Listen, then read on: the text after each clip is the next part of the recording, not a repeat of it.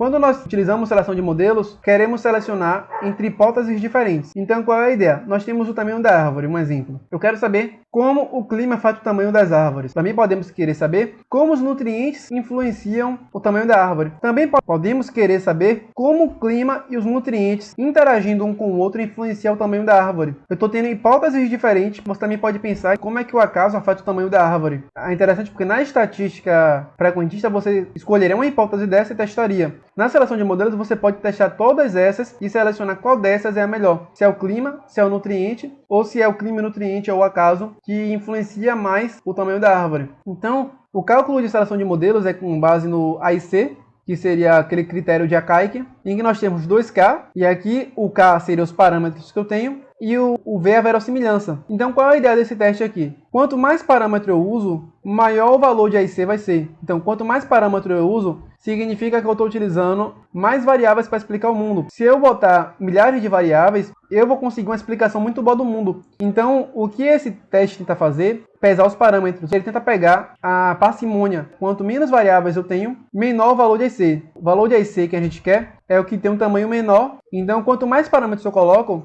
ele acaba dando um peso para dar um valor maior de AIC, que seriam aumentando os parâmetros. Eu estou sendo menos parcimonioso, eu acabo explicando melhor o mundo, mas eu acabo pesando isso no meu cálculo. E o 2LN seria a verossimilhança, que já falamos. A partir de um conjunto de dados, eu quero observar a probabilidade de eu encontrar essa hipótese aqui, ou essa aqui, ou essa aqui. E aí você vai ter um valor de verossimilhança. Quanto mais alto o valor de verossimilhança, maior a chance de encontrar essa hipótese para esse conjunto de dados. E aí no fundo ele vai dar um cálculo que equilibra o número de parâmetros e a verossimilhança. O cálculo ele procura ser parcimonioso, que é a ideia de você pegar o caminho mais simples ou com menos parâmetros possíveis para explicar determinado fenômeno. Cada K desse aqui seria um parâmetro, aqui teria 1K, aqui teria 1K e aqui teria 2K. E aqui teria um K também, que seria o parâmetro que a gente está utilizando. O clima é um parâmetro, nutrientes é um parâmetro e assim sucessivamente. Então, no fundo, a seleção de modelos vai nos dar um resultado de AIC, que pode ser tanto corrigido quanto o ΔIC. O que seria o ΔIC? O resultado geral da seleção de modelos, nesse resultado aqui, foi um AIC corrigido, que é um cálculo de AIC para quando você tem uma quantidade de dados muito pequena, para ele conseguir pesar isso no cálculo. Então aqui, por exemplo, você tem o K, que é o número de parâmetros,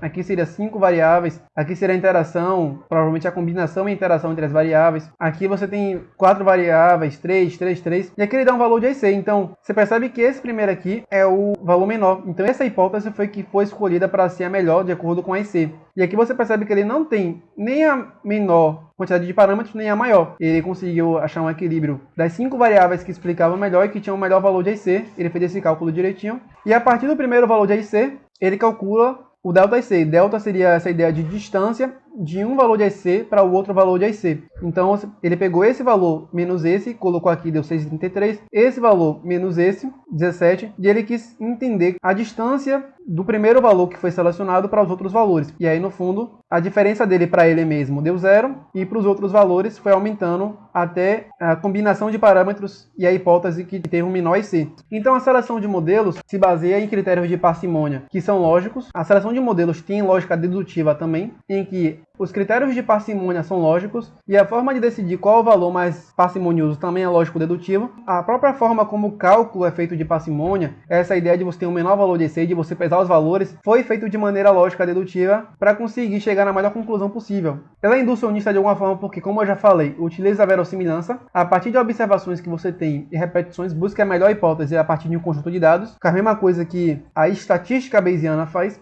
E ela, predominantemente, como eu coloquei azul outras vezes, é de abdução. Por quê? Pensa-se desde o início em qual a melhor hipótese descreve o mundo e qual é a mais parcimoniosa. A ideia de abdução é você sempre escolher qual é a melhor hipótese para determinada pergunta. Então, a própria ideia de seleção de modelo já parte da ideia de que você tem várias hipóteses para explicar determinada coisa e você pensa em qual é a melhor. As vantagens é que é possível testar várias hipóteses ao mesmo tempo e escolher qual é o melhor resultado, pois foi comparado com vários outros. A ideia aqui é que você testou várias hipóteses e escolheu qual é a melhor. Então, você não tem aquela dúvida da frequentista de se tem outras hipóteses que seriam melhor que a minha. E você obteve um resultado confiável porque você comparou com várias outras hipóteses e conseguiu explicar e selecionar muito bem isso. E ela responde diretamente a sua hipótese sem fazer muitos rodeios, igual a estatística bayesiana. E é uma coisa que também é muito feita no dia a dia comum. Então você cria várias hipóteses para situações que acontecem com você. Vamos dizer que um amigo seu terminou com a namorada. Você tem uma hipótese ali para tentar explicar por que os dois terminaram, porque esse término aconteceu. Outra pessoa também pode ter outra hipótese de por que aquilo aconteceu, com base naquele conhecimento prévio dela. Então, no fundo, vocês podem discutir, escolher qual é a melhor hipótese para aquilo e qual corresponde à realidade, verificando isso de fato. Então, é também o que a gente faz no dia a dia. Tem várias hipóteses como as coisas são e depois verifica isso